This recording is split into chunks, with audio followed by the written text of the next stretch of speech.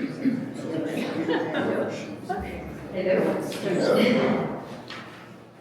and welcome. My name is Alina Borsa. I am the co-founder of Art Project Contemporary Art. The gallery is thrilled and honored to welcome and to host an event in collaboration with the Center for International Literary Festival. Within our exhibition by artist Jill O'Brien, we would like to express our gratitude to the festival for the cultural richness that they bring to our community and for fostering interdisciplinary collaborations. All our thanks to Megan Mallory, Executive Director of the Center for International Literary Festival, and to Susan Burks, Executive Producer, for being such a joy to work with. Thank you to our team for all the hard work.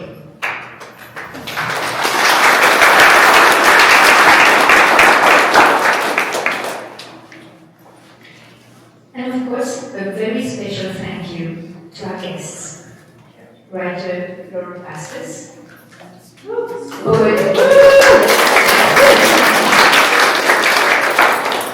Rick Barot,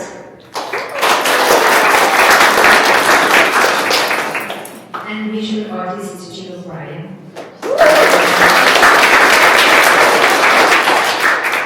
for accepting to participate in today's conversation.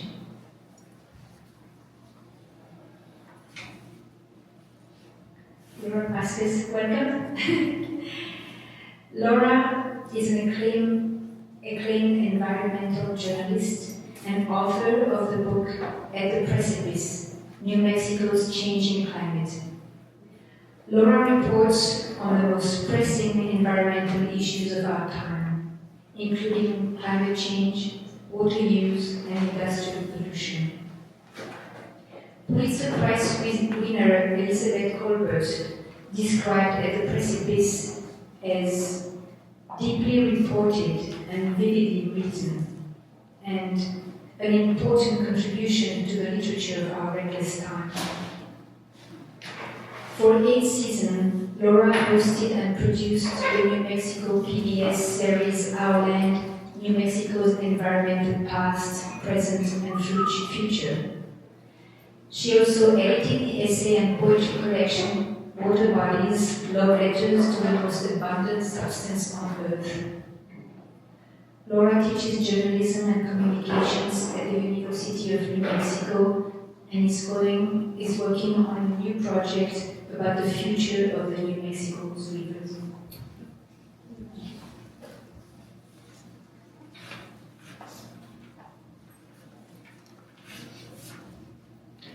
Rick Barot. Rick is a National Book Award finalist and author of the poetry collections The Galleons and Moving the Bones. His work examines the personal within larger historical contexts, such as colonialism and the immigrant experience. His 2020 collection, The Galleons, which pays homage to his Filipino-American family, was longlisted for the National Book Award and named one of the New York Public Library's best books of the year. His work has appeared in numerous publications, including the New Yorker, Poetry, and the Kenyon Review. He has received fellowships from the Guggenheim Foundation, the National Endowments for the Arts, and the Stanford University. Max Sweeney's publishing company describes his latest works of poem, Moving the Bones, as the work of a consummate artist at the height of his powers.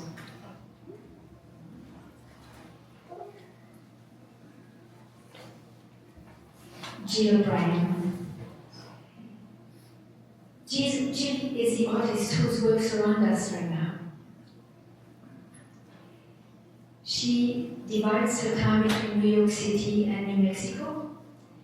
The subject of her work is the interaction of the human body with Earth's environment.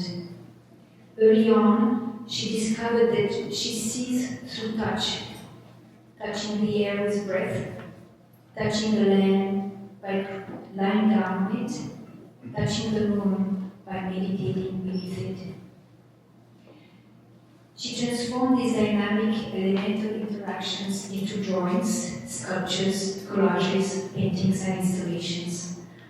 Across these media, her work grows out of lived, moment-to-moment interaction with the elements that shape our life: air, earth, water, fire, and sky. Jill has an MFA from the San Francisco Art Institute and a PhD from New York University, specializing in feminist performance art between 1970 and 2000.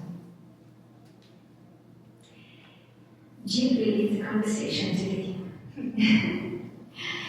If you have any questions, we kindly ask that you wait until the end of the conversation when we open up the microphone to a few questions from the audience. In the meantime, I would like to pass the microphone to Toby Jurovic, Director of the Paris-Lopez Foundation for Art and Environment.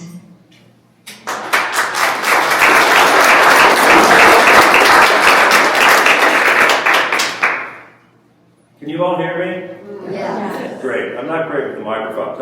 Toby Jurovic, I'm Director again of the Barry-Lopez Foundation for Art and Environment. I'd like to start with a quiz. How many people here have heard of Barry Lopez? This is really good. I did this talk in California last week. I got one person out of 40. So, for those of you, Barry was most well known for his book, Art of Dreams, Imagination and Desire in a Northern Landscape, which won the 1986 National Book Award. But I think the best way I heard him described was as a nature essayist. And I think Barry's most important work kind of emerged in these collections of, I think there are 70 published essays about our relationship to land and place. And about 8 years ago, Barry and I were working on an exhibition together, and he turned to me and he said, "How do you visualize a global catastrophe?" And I said, "I know the people that can do that." And from that conversation, we developed the foundation. And we're headquartered here in Santa Fe, in so much as I live in Santa Fe, but we're really a virtual organization. We've kind of removed all the infrastructure. What we do is we work on exhibitions, artist fellowships, and writing fellowships, and we circulate the exhibitions to venues around the country, but we don't have a kind of home base. So trying to put really our resources into our projects and towards our artists. And I'm here tonight, or this afternoon, because this is the kind of our first public announcement. Our 5th anniversary, I guess, was officially marked today. We put our website back online, and in there you'll see that Jill has been named as our Visual Artist Fellow of 2026.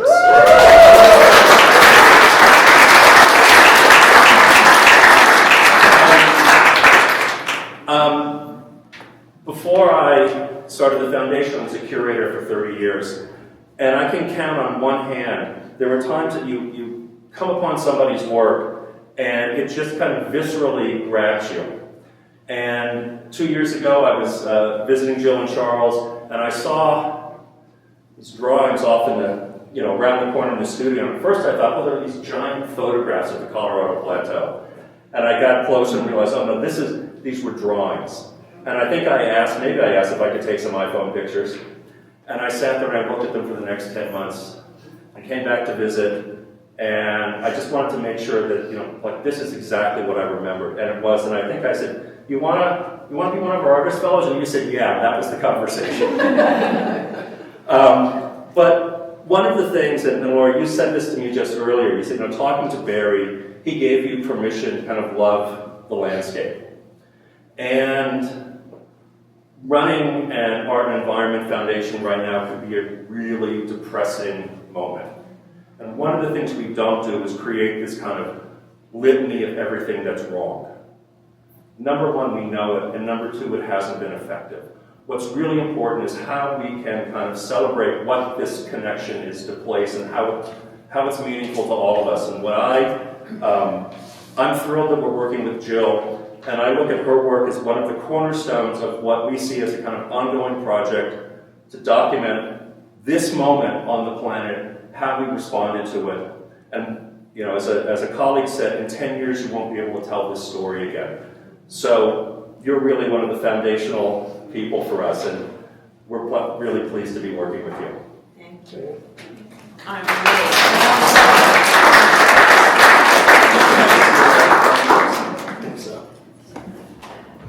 Thank you. I'm really honored to be the 2026 Fellow Barry Lopez Foundation.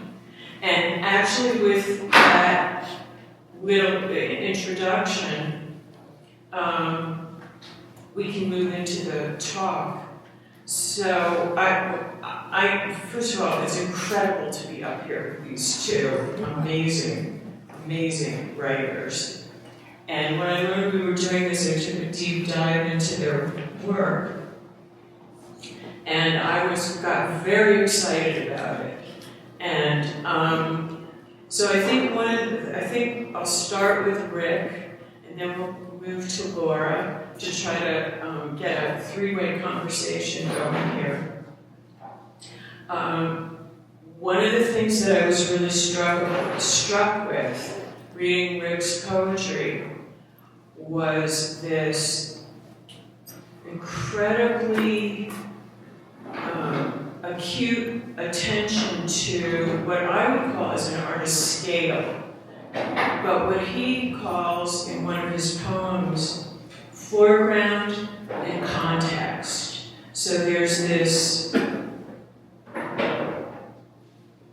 recurring conjuring up in his work of moments in time, specific moments in time, and memory. And then the context is eternity, or like huge, what we live in, the vastness of what we live in. And so I wonder if I could have you read there's this incredible poem called During the Pandemic, which I loved, and it's 30 short vignettes or parts, I guess, of a poem, and each one is very specific to and beautifully characterizes sort of how we all felt during the pandemic. But the last one is the one that I want him to read. It's a very short. Yeah. Would you mind reading it? Here. Where I have it. Hi. First of all, it's amazing to be here. Thank you all so much. And that was really generous. And I want to mention that part of Jill's generosity is that she put together an orchestration for this afternoon that was so much about Laura and myself that we both rebelled. We said, no, we're here to celebrate even your work. So we're going to try to get it to that direction rather than talking about ourselves too much. It relates. We'll go back. So in this book that I published last year, there's a middle section that has 30 prose poems called During the Pandemic.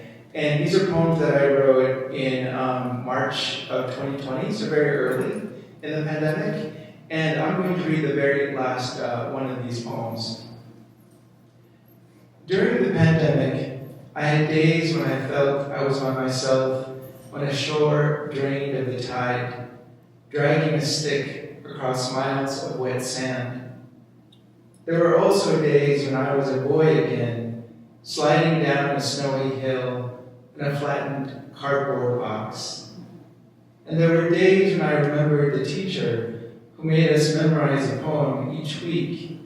And when we asked why, she said we might one day find ourselves in a wreck at the side of the road, and we would recite these poems to stay alive.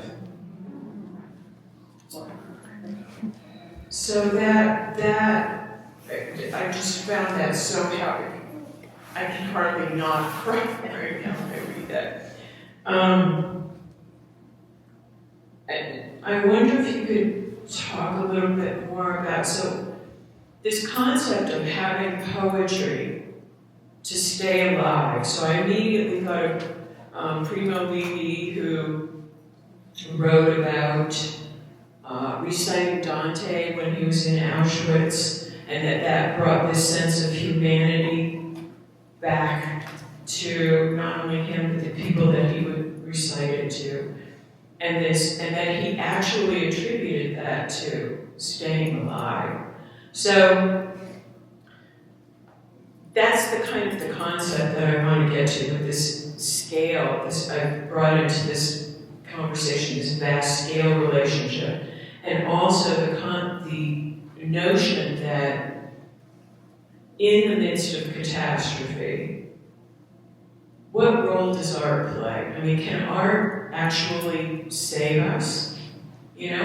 And how do we think about, for example, the creative process with regard to that possibility? So as I mentioned, I wrote these poems in March and April of 2020, so I want you all to remember that time. Everything had shut down. There were deaths everywhere, all over the world. There was no vaccine or even the prospect of one. There was really a kind of a sense that it was a kind of an apocalypse, and we were all involved. Everybody in the world was involved. And it did raise the question of what is important now. Is art even have, our role in our lives when everything else is so fragile and precarious?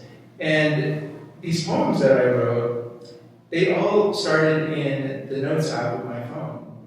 Each day, as scared as I was, stuck at home as I was, in my own, sort of the hamster wheel of my own mind, I would just write down these phrases and images that would come to me. And so that one that I read is one of those that I wrote in my notes app. And it thrilled me to write them, even though I knew that outside of my house, it was an incredibly scary time. And it helped me to answer that question of what can art do? It can literally keep me alive at the moment. It can keep my sanity in check, and it can give me the means to articulate to myself what it is that I'm experiencing when so much of it was hard to fathom. So in that sense, in the pandemic, it really did dawn on me that art can be saving in this way. The other thing I want to say about that poem has to do with the teacher that's mentioned at the end of the poem. When I was an undergraduate, I had the great luck of being mentored by Annie Dillard. How many here know Annie Dillard? Wow. Okay, good.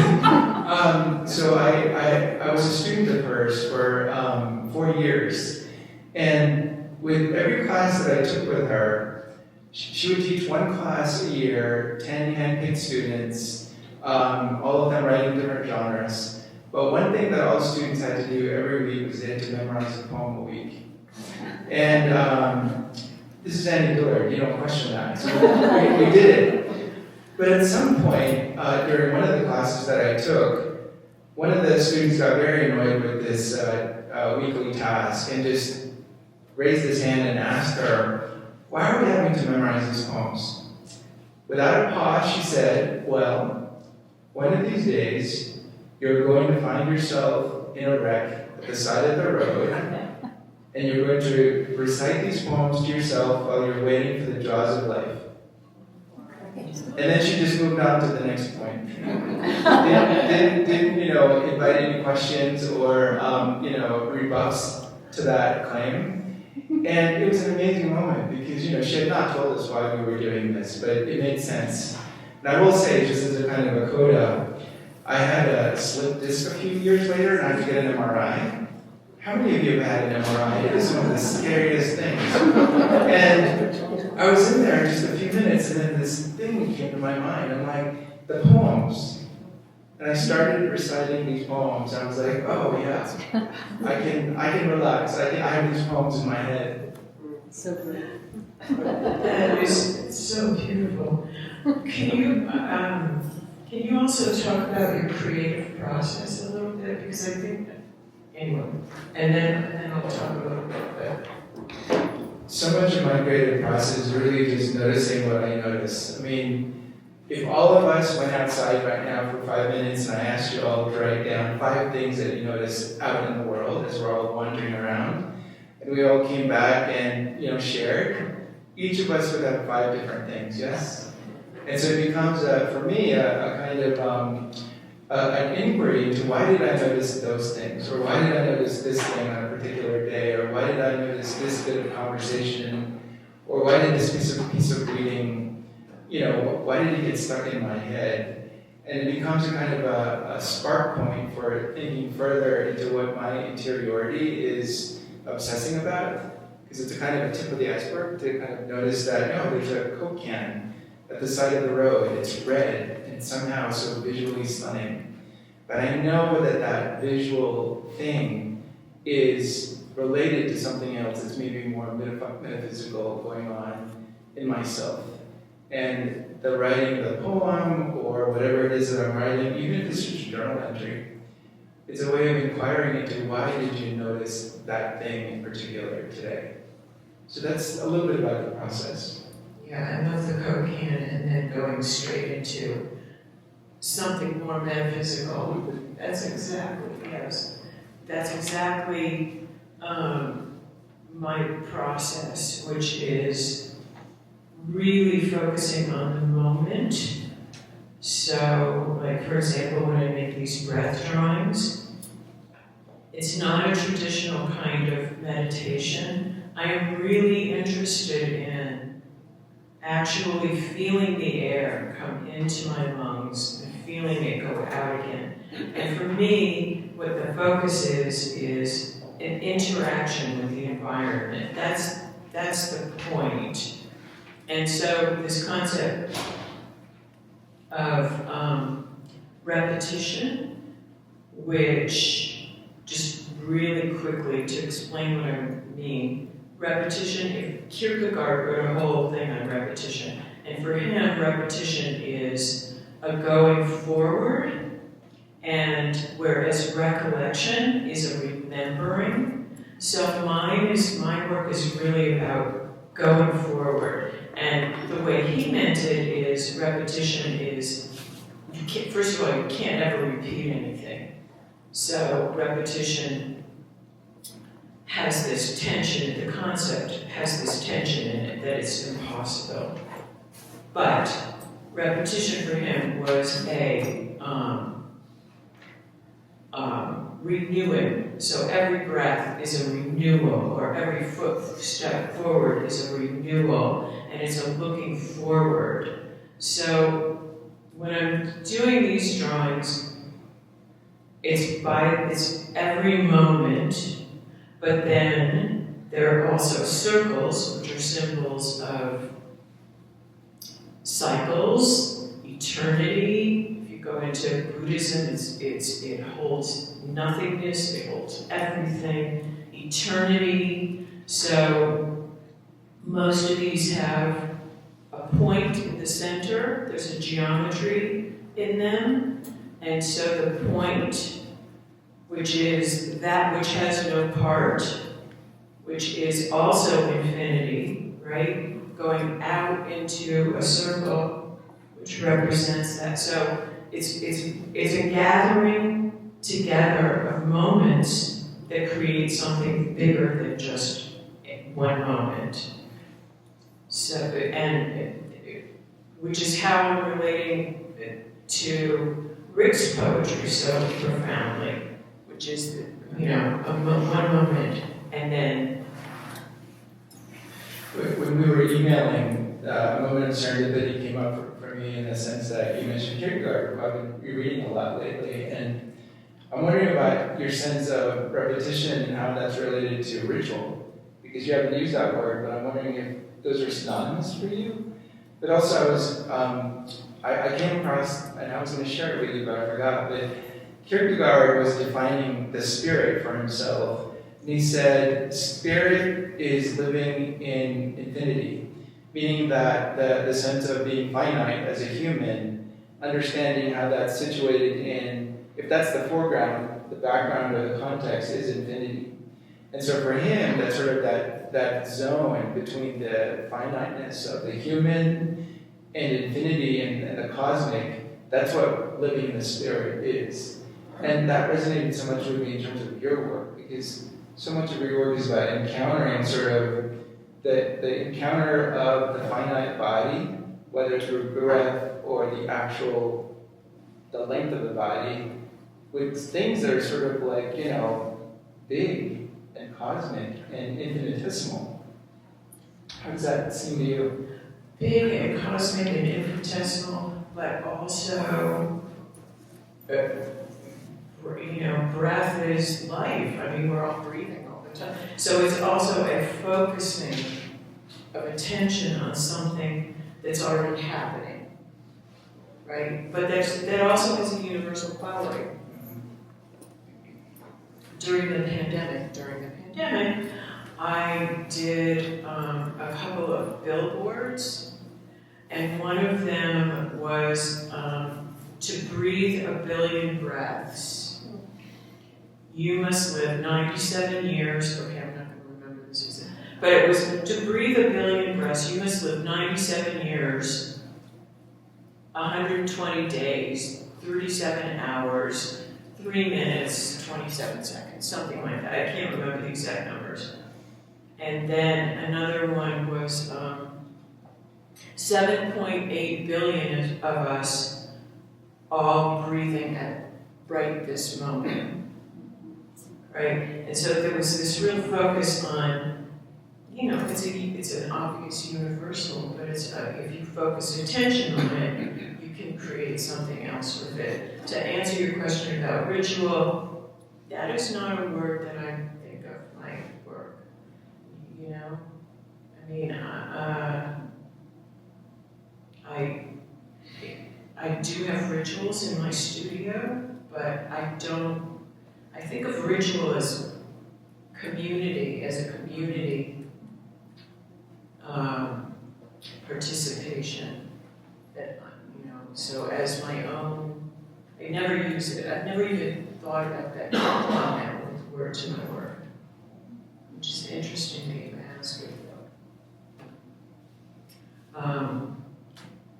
Okay, can I ask Laura, can I ask you about your creative process and also creative first, the creative process. Thank you so much for having me here with both of you.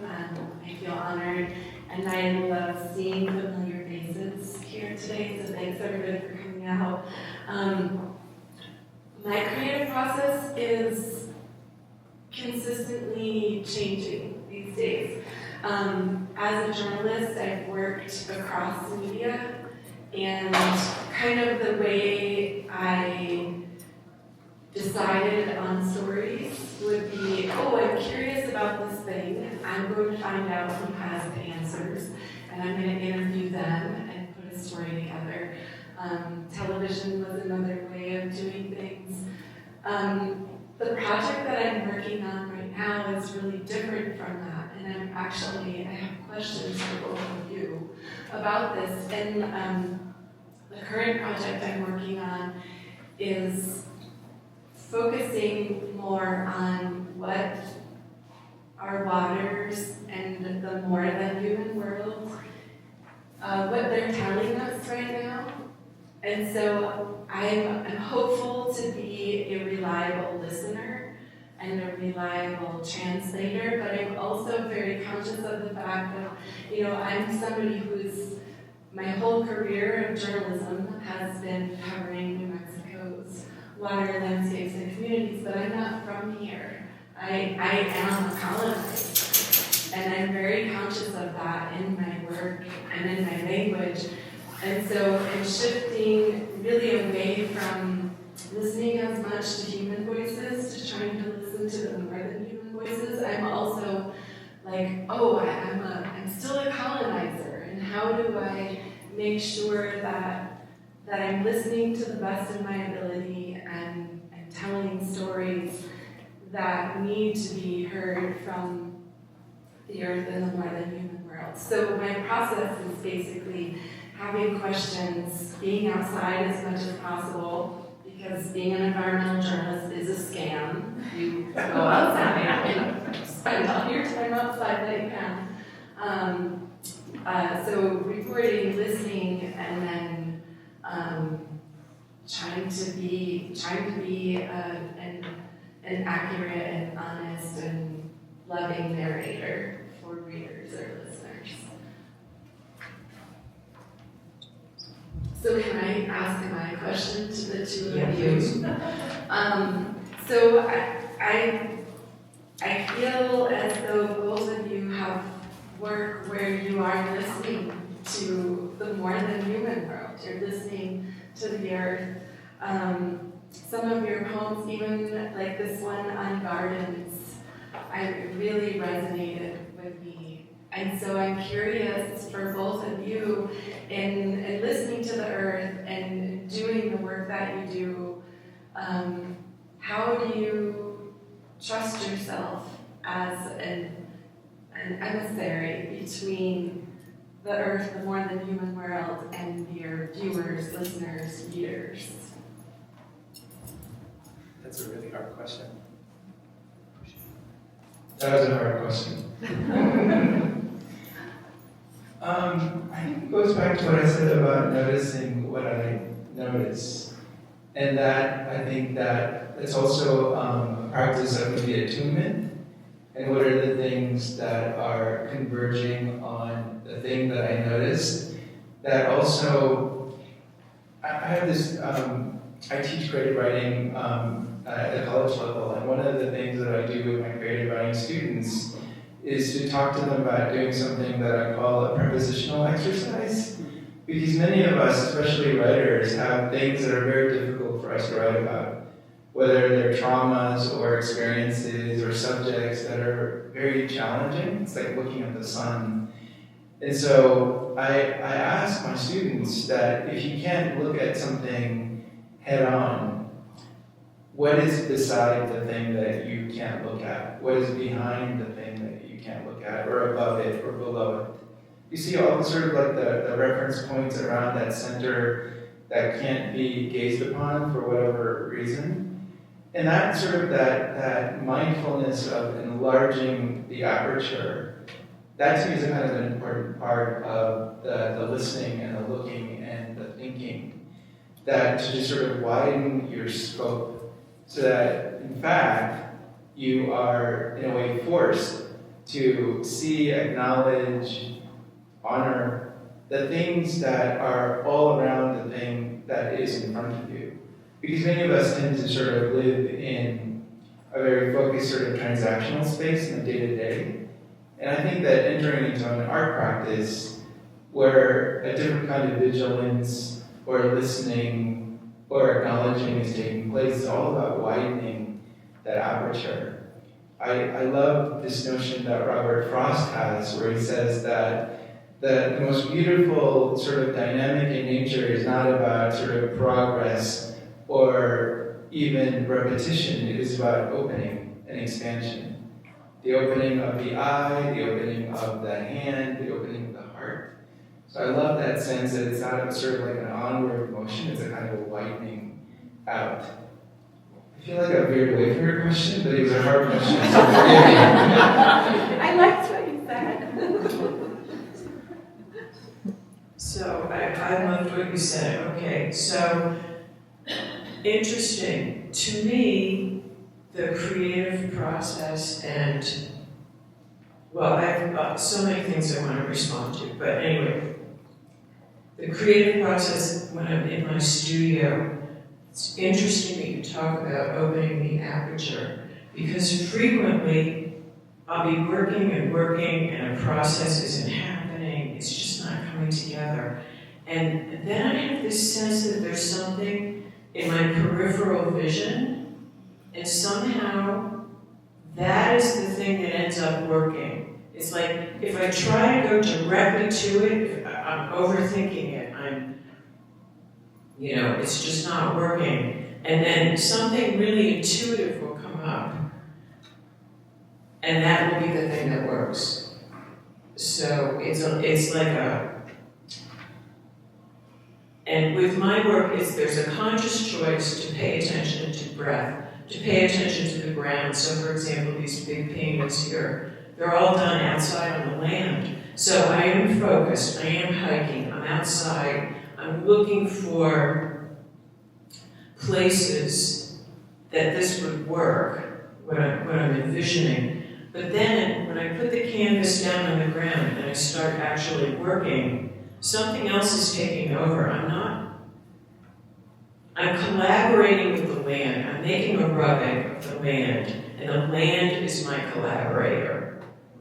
And it's the same with the breath drawings. The air is my collaborator, and that's really important. That's the focus. So the concept behind the work is thought out, the place is thought out, looked for, but then when I'm actually making the work, it's something much more intuitive. I'm actually really working with the land. And something else I think that you said about being conscious of being a colonizer. So this is something I think about a lot, being in New Mexico. I also came from Connecticut, by the way. So I'm by the ocean. And when I came to New Mexico, because I grew up close to the water, and I've always been, and then New York, there's the Hudson. Came to New Mexico, and it was very difficult to be here without water. So I loved your piece where you talk about being swept under by an undertow, and then you come to New Mexico where there is no water, and now you're reporting on water. So water is like a recurring thing in your life, like viscerally, intellectually, and emotionally, and also it's your being. I mean, you're reporting on this. So I couldn't figure out how to be here without water. And so, literally, I mean, this is a true story. When I was a kid, I used to love to go to the ocean, go to the beach, and I'd put a towel down on the sand and lie on the sand. And I just remember that feeling of just being on the land. So I thought, okay, I'll take a big piece of paper out on the land, and I'll put it down, and I'll lie down on the land, and see if I can get that same feeling that I had when I was like at the beach, you know? Can I connect with this land somehow? Because it's not my land, you know? So I was really looking for a way to have a connection with it. And I never intended to make a series of drawings from it. But it worked. And so I started making these large collages, which are now becoming these large paintings. And what worked about it was not the concept. What worked about it is this incredibly amazing, visceral feeling when I lie down on the land. I get this immediate hit, and it stays with me while I'm making the drawing.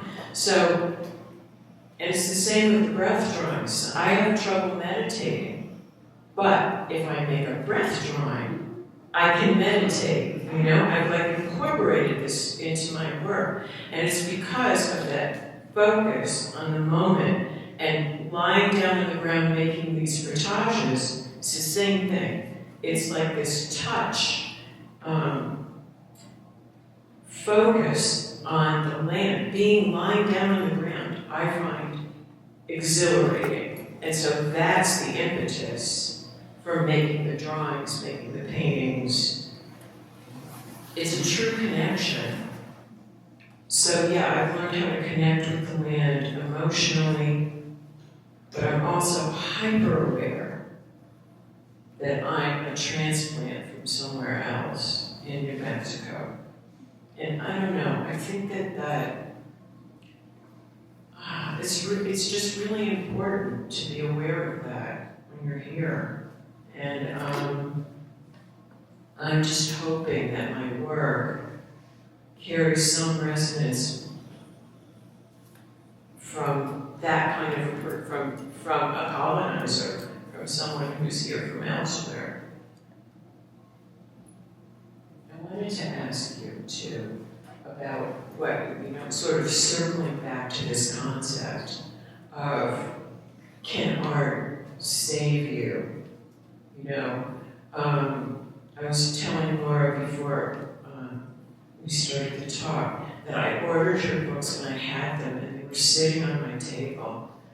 And I had to work myself up to reading them because I knew what was inside of them.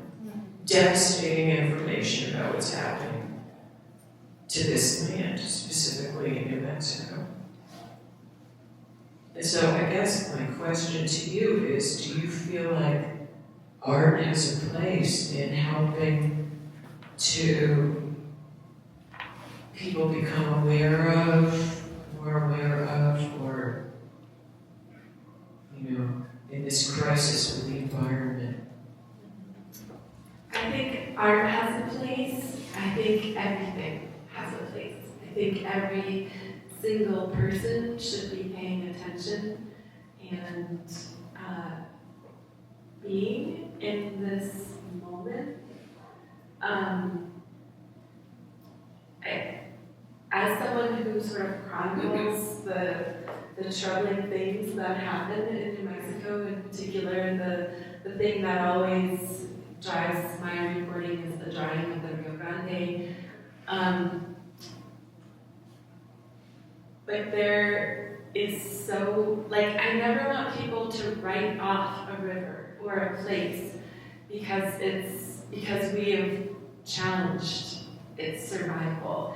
And I think that there is a need for everybody to be in these spaces that become challenged and witness the beauty that is still there, whether it's the birds or, in some cases, the dead fish that are being eaten by birds and insects. But I think that artists, and I think that there's really good artists, and then there's the rest of us, but we all have a place and I think an imperative to witness, create, share that beauty, because being someone who writes about climate science, I know what's coming next, and we need to be paying attention to what is here right now and loving what is here right now so that the people who come next know what was here, that we honor what was here.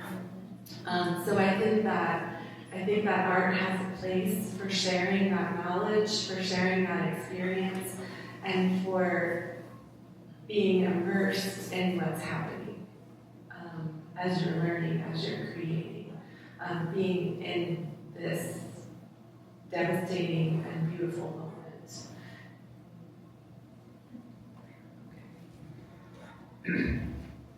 Okay, I wonder if you would mind if I read. See if I can find it.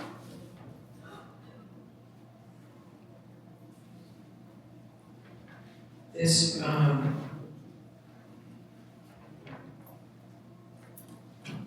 Chris Lautrec. So in the book that you edited, which is called Water Bodies, Love Letters to the Most Abundant Substance on Earth, which I found the title really powerful. There's an essay, and it's by, where am I going here? Chris Lautrec.